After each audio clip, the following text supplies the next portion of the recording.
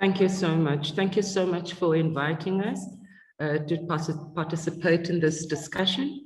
I'm Katha Yenana, co-founder and MD of London Yenana Solutions, a company that provides training, professional strategic services, integrated marketing and brand positioning solutions to the private sector, the public sector, including IKS Center. We've just started the relationship with them. And we take our programs continentally and internationally. But perhaps before we start presenting ourselves and introducing my partner, Cynthia, I would like to acknowledge Mam Notolo Grootboom for her application and articulation in an indigenous language and how this African woman took pride and love into Black households for 37 years. And I think that alone should be something we celebrate in the midst of all that was going on with at the mall the other day. So I think this is something positive too that happened in our country. And I think we need to shine the light on that, especially because for 37 years, this woman took her signatory ending of each news bulletin that had the nation locked down and watching her was just saying, "Dinithanda nonke emakhayeni." It was something that resonated with us as Indigenous people as well. And I think we could take little lessons, and maybe it was her way of inviting us into the portals of African beinghood. Watching her last broadcast was also profound because you had the poet and Imbongeni, Jessica, praising Mam Notolo.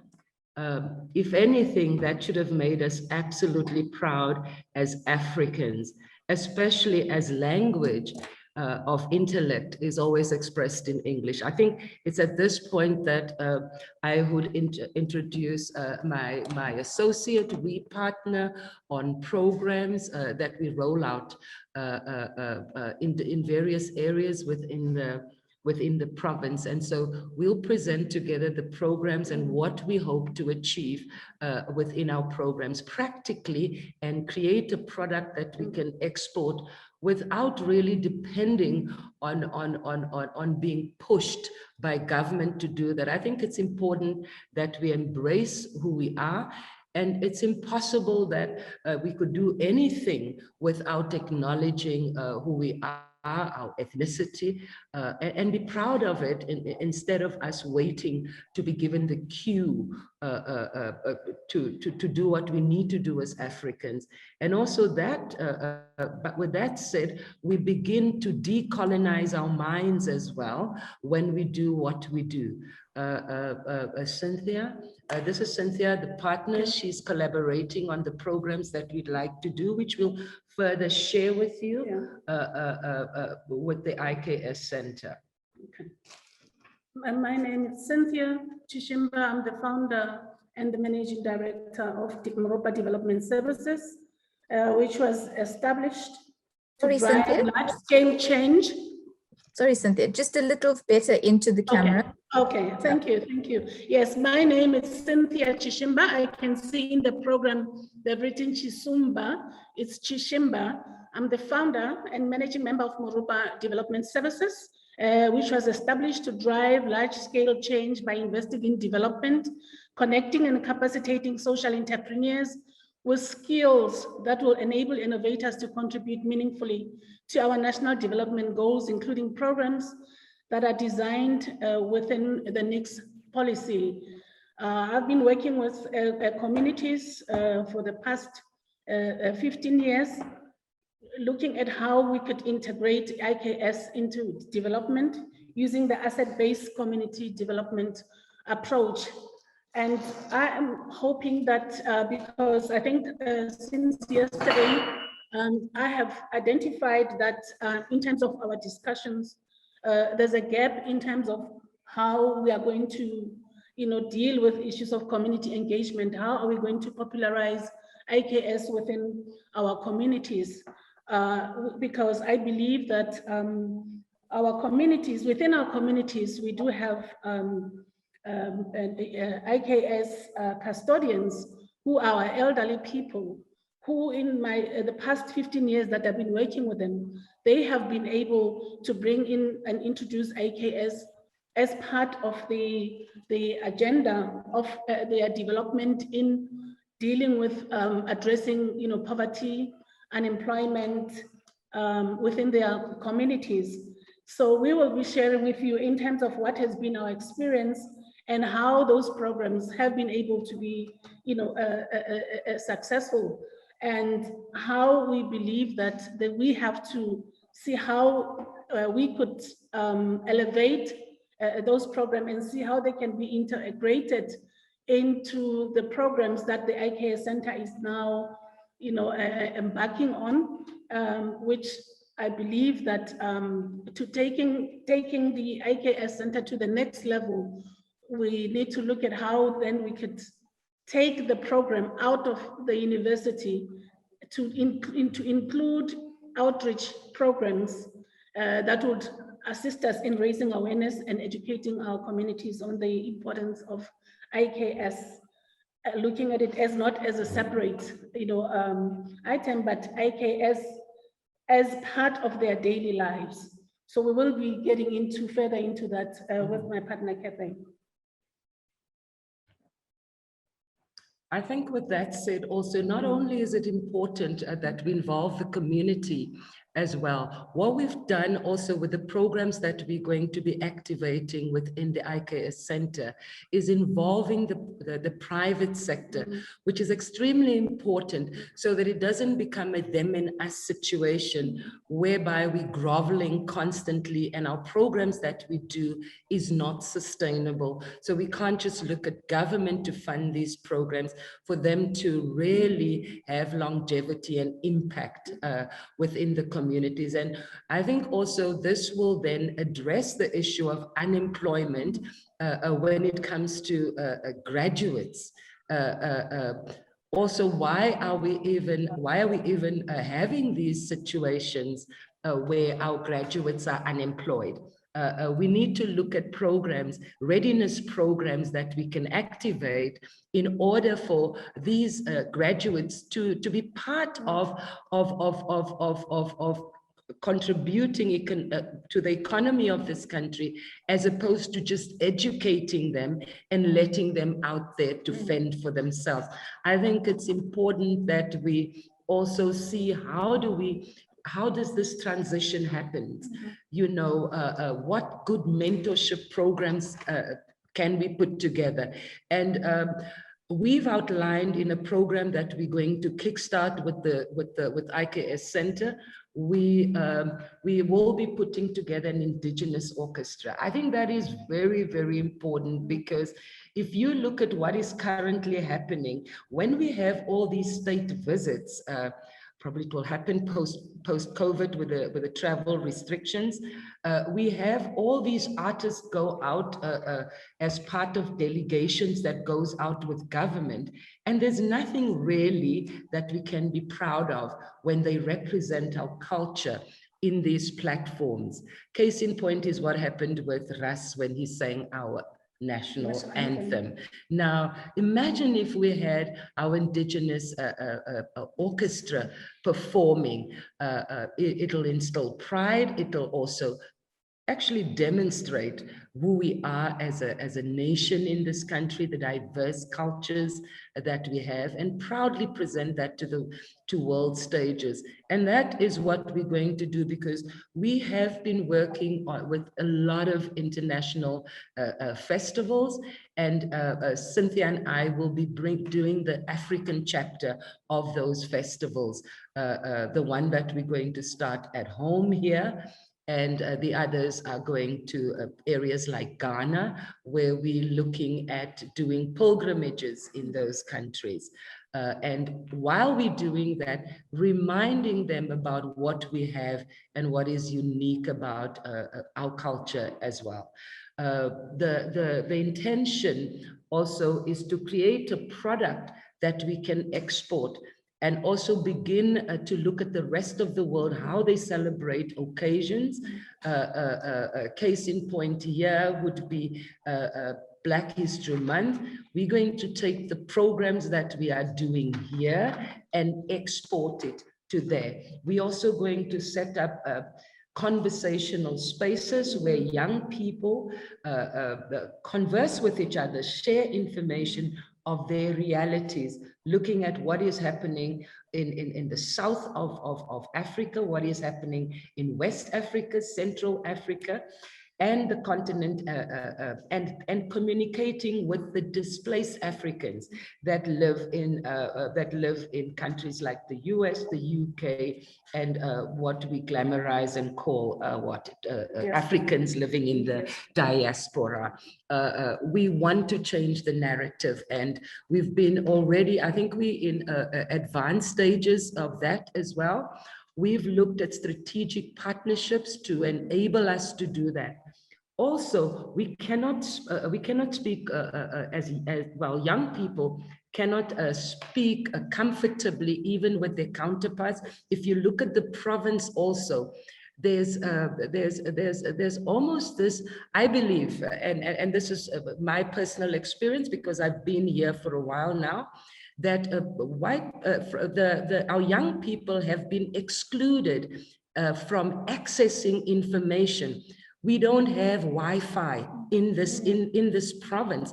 It's problematic.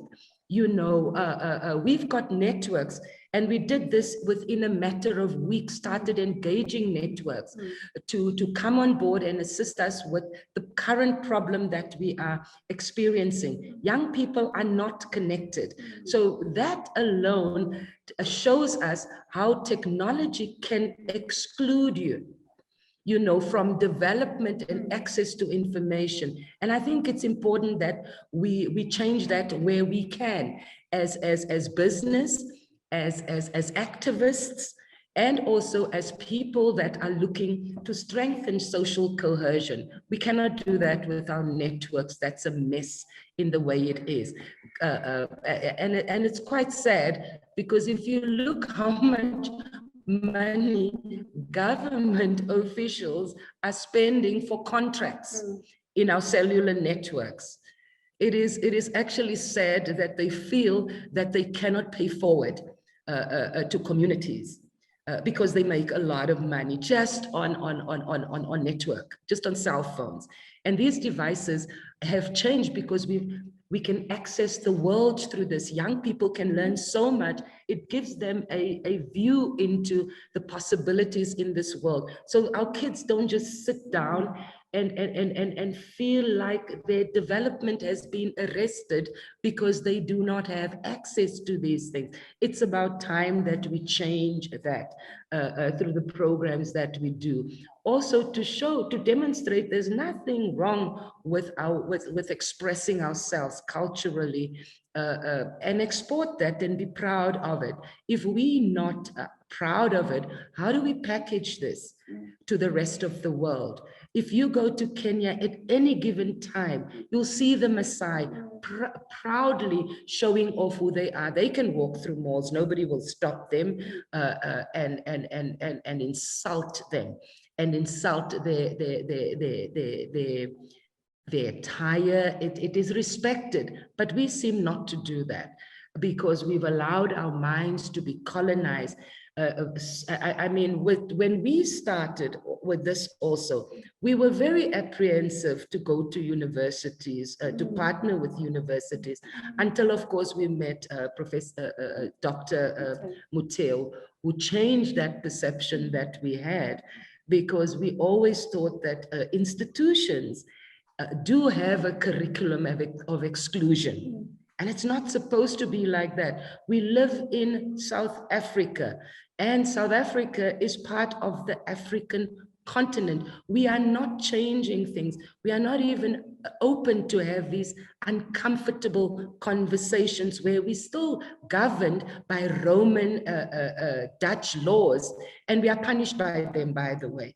What happened to the majority of us as Africans that we are tried on these platforms? It can't be something that continue. Perhaps when we do these conversations and dialogues, it'll begin to create awareness that we want something else, something that we can embrace and be proud of. The rest of the world is looking at us.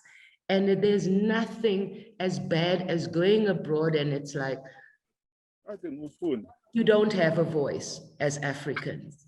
We are not represented as Africans. Surely we can't be waiting for government to do that. The only narrative that exists with government is the corruption, is the Zondo Commission. We are fatigued by that. We need to do things that empower ourselves. You know, we need to change that for our young people. Their parents have spent the rest of their lives working so that they can go to these places of education. And when they're done with that, they still can't get jobs. And then we wonder why our kids constantly revolt. We need to keep them busy with stuff that is meaningful, something that they can embrace with pride. Cynthia, I'm sure you want to add also something to that. For me, I believe that I think we have to look at how we can use media and education, you know, to play a role in changing the mindsets. And also IKS needs to be embedded in education.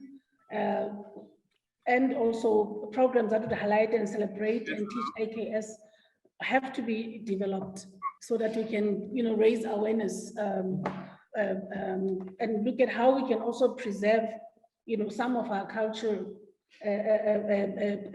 items.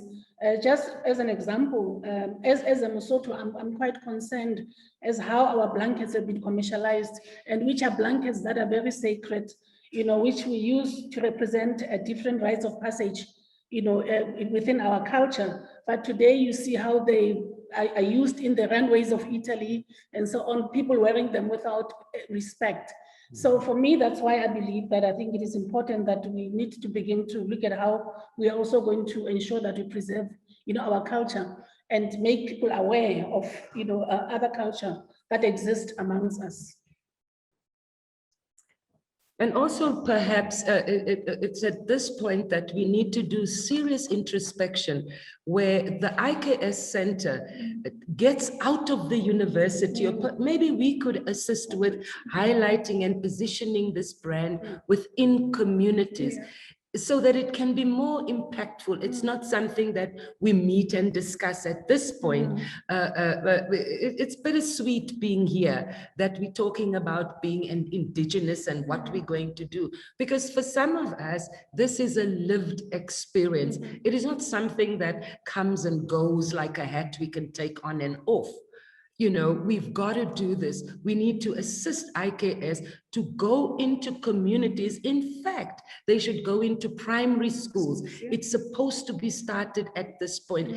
And that center should be filled with learners, much more than this, the educational system that we have, you know, because the interest is there. We've got older folk also. So before they pass on, why aren't we documenting them? Why can't we get the information, the storytelling, the passing on of cultures? Why can't we receive that? And the university also to look at stuff that they can research, that they, instead of giving people doctorates for whatever, let's give our grandmothers doctorates, those custodians of those indigenous knowledge that we have, whether it probably it wouldn't serve their purpose because there's this thought process that they think that's what markets them. But everybody's watching this. Our grandparents are sitting with all these knowledge systems. We are not even able to document them. We want to make the IKS Center more accessible, not only to our young people, but our old people as well, and begin to have these uncomfortable conversations about being matriculated as older folk to get into universities.